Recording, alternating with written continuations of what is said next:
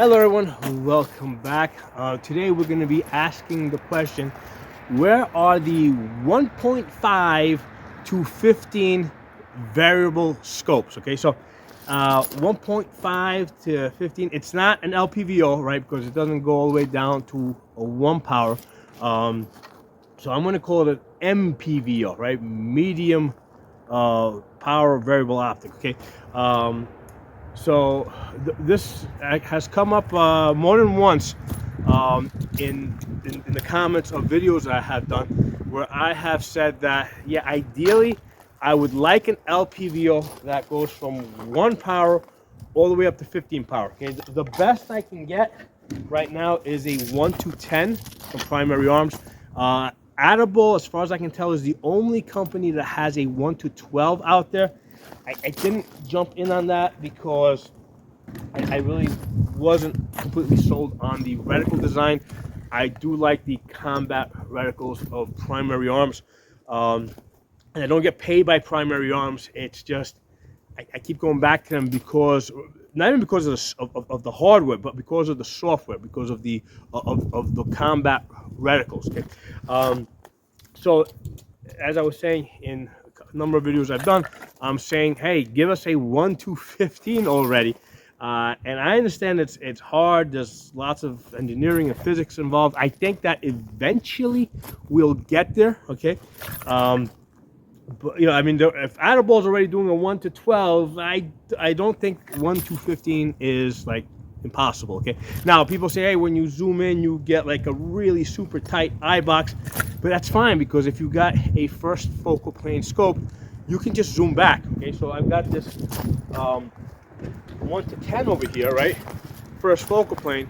So if I need a wider field of view, I don't have to go all the way up to 10. I can go to 6 or 8, and I can get up on target and I get a much more forgiving eye box, versus if I go all the way to 10, right? And now I come up and now I'm seeing some shadow and stuff.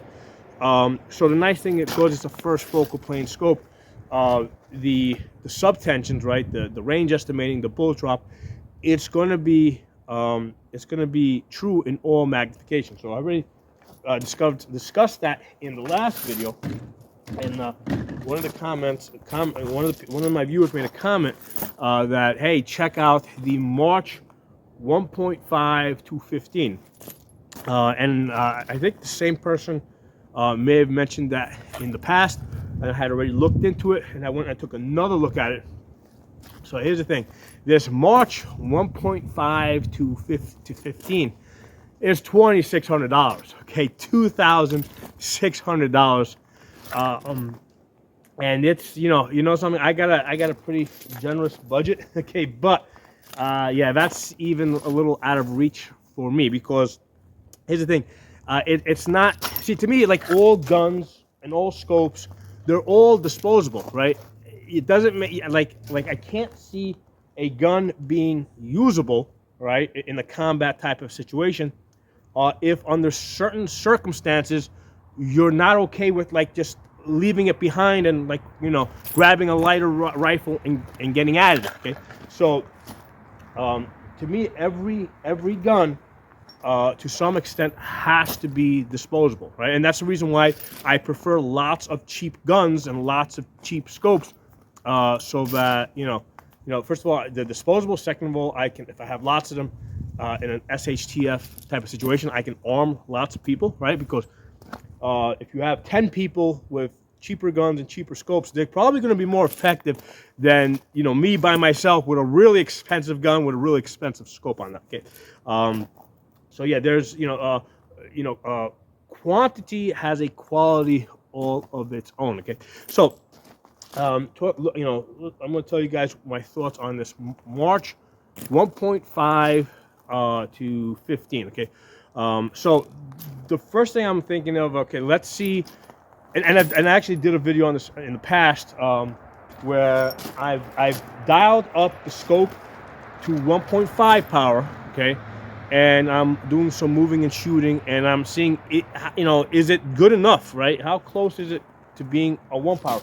So I have a number of scopes here, starting with this $300 one, right? So we got a $300 one You know, so in 1 power, you know, I can, you know, no problem, right? This works pretty good, okay?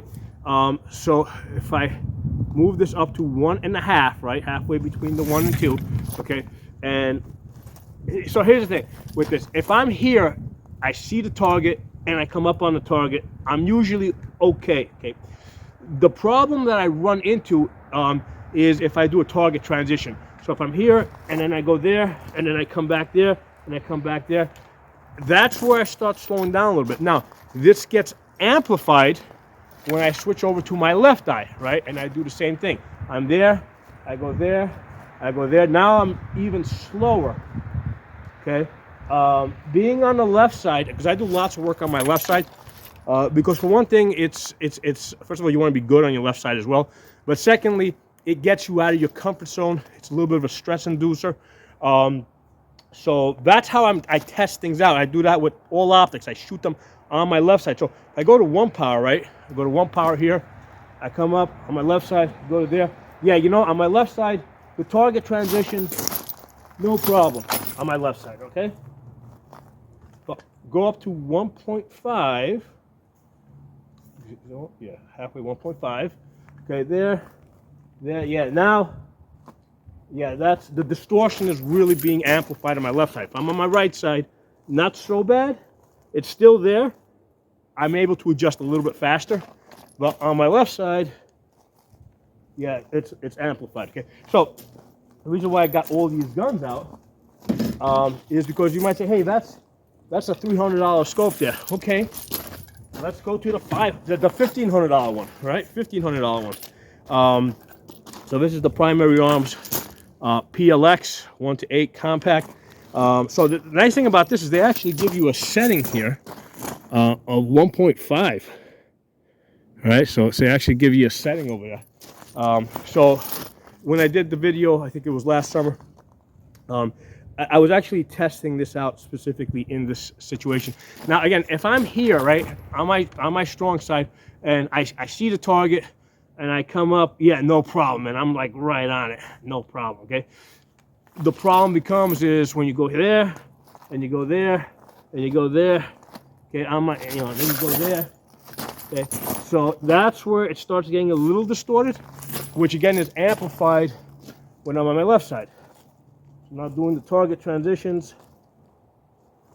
Yeah, slowing down even more, taking me more time to adjust. So there's definitely, you know, even with this $1,500 scope, there's definitely, you know, something that's lost, okay?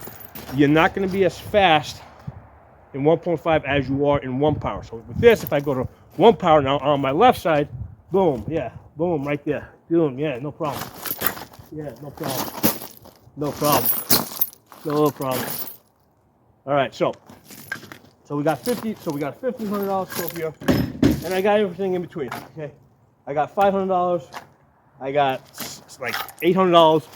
I've done this test. I've done this test moving and shooting through a trench. The 1.5 is gonna slow you down. I've actually, I think that when I did this, I was doing it with the $1,500 scope.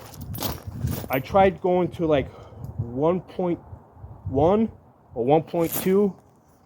Yeah, at 1.2. Yeah, right there at 1.2, I really can't tell. All right, so let me show you guys where this is at. So there's the one, right? So I'm just bringing this up to like right there, because that's the 1.5. So I'm going to like 1.2. That's right about there. 1.2. I'm not even going in the middle. I'm going 1.2.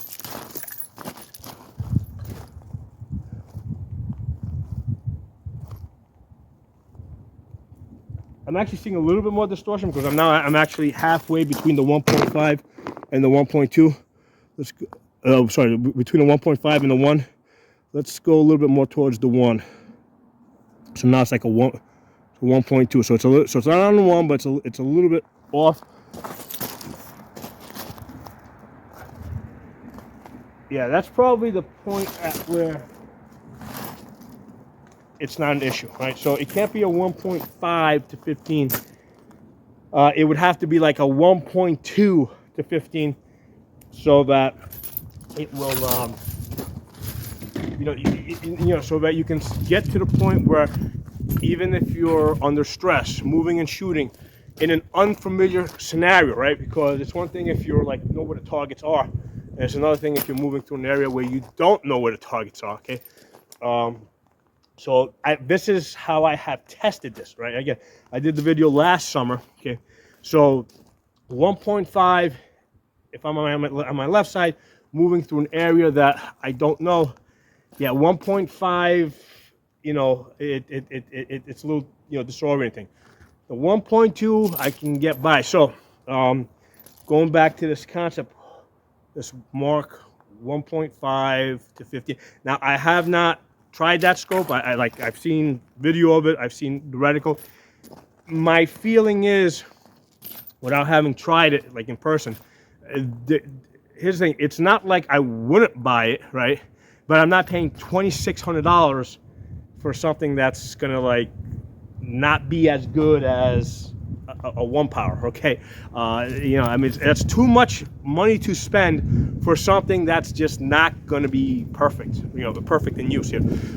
If they could get it down to 1.2, I think that would make it a little bit more interesting. Okay, I still don't think I would spend $2,600 on it, because my thing is that guns are meant to be disposable. Okay, if you're using a gun, right, that you're afraid to break, damage, lose, leave behind, give out to other people, right, like an SHTF type of situation, right, you might have to leave guns behind. You might have to arm other people. Okay, so if you can't give the guns out and afford to lose them, it's probably not a good SHTF gun. Okay, so that's why it doesn't make sense to me to invest that much money in a scope. Okay, especially one that like I'm using it, and yeah, 1.5 is slowing me down. 1.2, all right, let's look at, let's say they can get it to 1.2.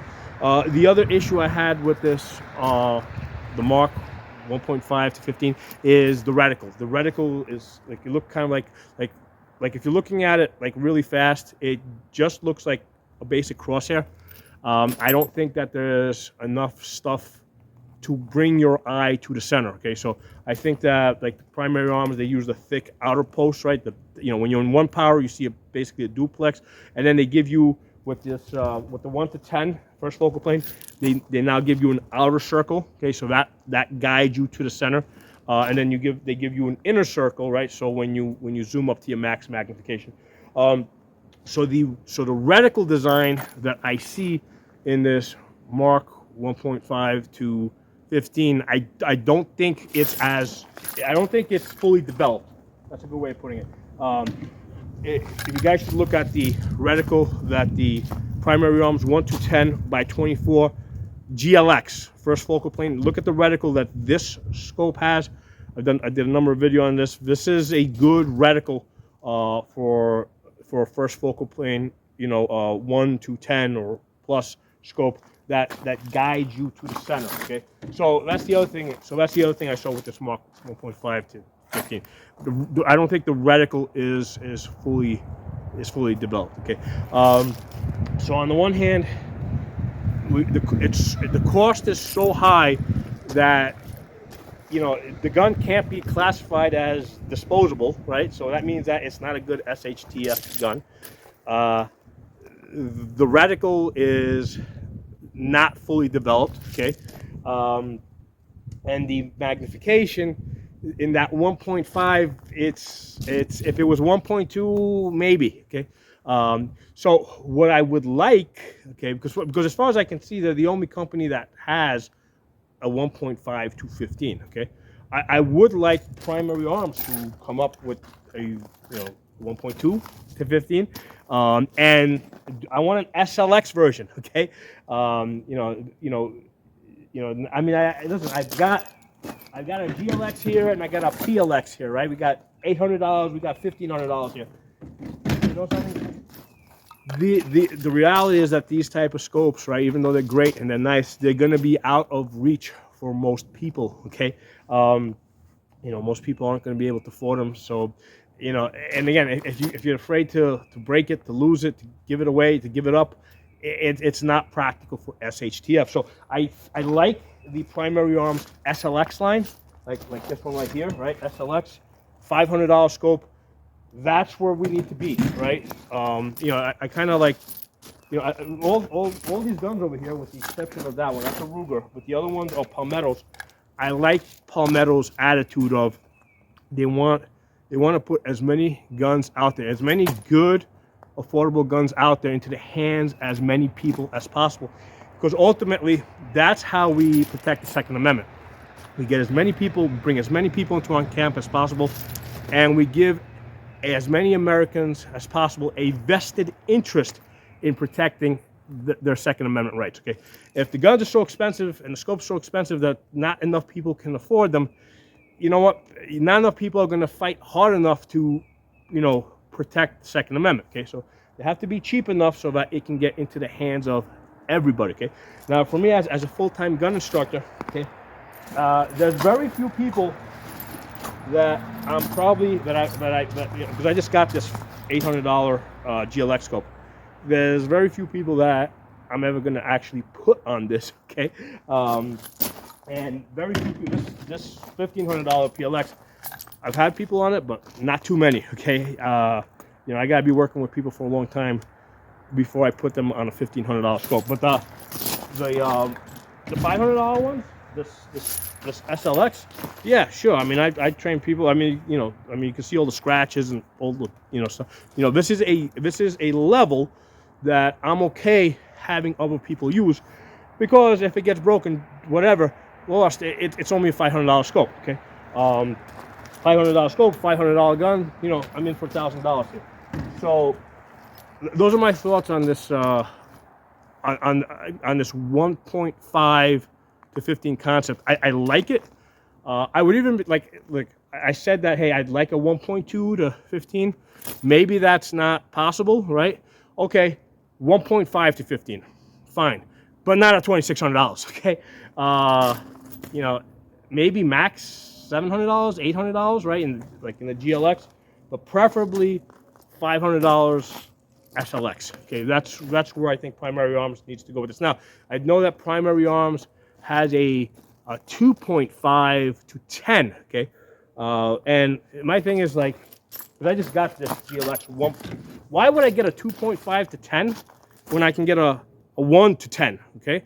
I mean, the 2.5 to 10 just doesn't make any sense to me. Now, some people say, hey, the 2.5 to 10 has a parallax adjustment. If I can avoid the parallax adjustment, I'd rather avoid it, because the problem with parallax adjustments is every time you move you change the magnification, even if you're on the same target at the same distance, if you change the magnification, you got to change parallax, okay? And certainly as you're moving to different targets at different distances, so you're not just adjusting magnification, you're also adjusting parallax. So it's true that if you got a scope with a parallax on it, I mean, you can get your focus like just perfect, okay? But realistically, for practical combat shooting, the focus doesn't need to be perfect, okay? In fact, I mean, the glass is going to probably get a little bit dirty anyway, so the glass is not going to be crystal clear. In fact, like on this scope over here, right, if you look on over here, yeah, I can see like a cloudy shit on there, right? There's, I mean, I don't know if you guys can see it, but I mean, just looking at this, yeah, I can see that there's cloud in there. You know, this thing hasn't been cleaned in a while. I mean, that's practical use, man. I can still see it get on target, you know. So that's why I'm not a big fan of the Japanese glass, super clarity. You know, I'm perfectly okay with Chinese glass. The scopes are gonna get beat up. You know, so I think that. So anyway, so as far as the parallax adjustment, I'd rather the scope didn't have a parallax adjustment. Okay, not fine on a 5 to 25 where I'm shooting out to 1,000 yards. Sure, that's a different type of scope used for a different purpose. You know, where you got, you're not going to take 1,000 yard or 800 to 1,000 yard shots with a 308 unless you're in a very stable position. You've had time to set it up. You're stalking your target. So for that type of a gun, the way it's going to be used, sure, you got time to use the magnifier and set your parallax. Okay, but on a scope that goes down to, let's say, 1 power or 1.2 power, My thoughts are that, you know, a lot of times you're trying to get the shots off fast. So I want to, the most I think I would go is maybe change the magnifier. Okay, I don't want to have to change magnifier and then also have to fumble, you know, adjust the parallax. And if I decide change my magnifier again, I got to change the parallax again. So on an LPVO or MPVO, okay, I do not want a parallax adjustment. Okay, now as far as now, people can say, well, the parallax is not just about the focus. You know, it's about getting the reticle on the same focal plane as the target. Okay, so what I have found, and I did a test on this with LPVOs. If I got a target at 100 yards, okay, with an LPVO that goes down to 1 power, and I have it here, and I move my head like to the edge of the glass where I'm basically in the shadow, and I can just see basically the reticle is just touching. I'm sorry, the aiming point, in this case the chevron. The shadow is just before the chevron. It moves about 1 inch at 100 yards. Okay, that's how much movement you're gonna get if your face is off the gun. Okay, 1 inch at 100 yards. Now, on a scope that has a parallax adjustment, right? Again, I tested it out. If your parallax is perfect and you do the same thing, you take your face off the gun, right? Take the pressure off, get into the shadow.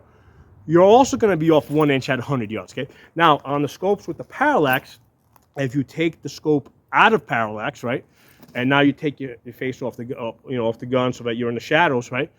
Now you're going to be off 3 inches at 100 yards. Okay, so the scopes that have a parallax adjustment need the parallax adjustment. Okay, the reason why they put the parallax adjustment there is to get them to the level of an LPVO that doesn't have a parallax, so that if you take your face off the gun, the most amount that you'll be off is 1 inch. Okay, so they're my thoughts on that. That's why, like, a lot of people are like, yeah, the 2.5 to 10, it's got a parallax adjustment. No. Give me like a 1.2 to whatever. I'm sorry. It was a 1 point. The 2.5 to 10 has a parallax adjustment, and I'm like, no, I don't want the parallax adjustment. Give me a 1.2 to like 15, all right, without parallax adjustment, and I will be very happy. As long as it's in that range where the scope is potentially disposable, you know, you can lend it out. You're not worried that, you know, if it breaks and you got to replace it. You know, as long as it's in that category, that's a true SHTF gun, a disposable throwaway gun. Okay. So anyway, let me know what you guys think. I'll talk to you all soon. I'm also going to include a scope playlist in the comments and the descriptions. You guys can check it out.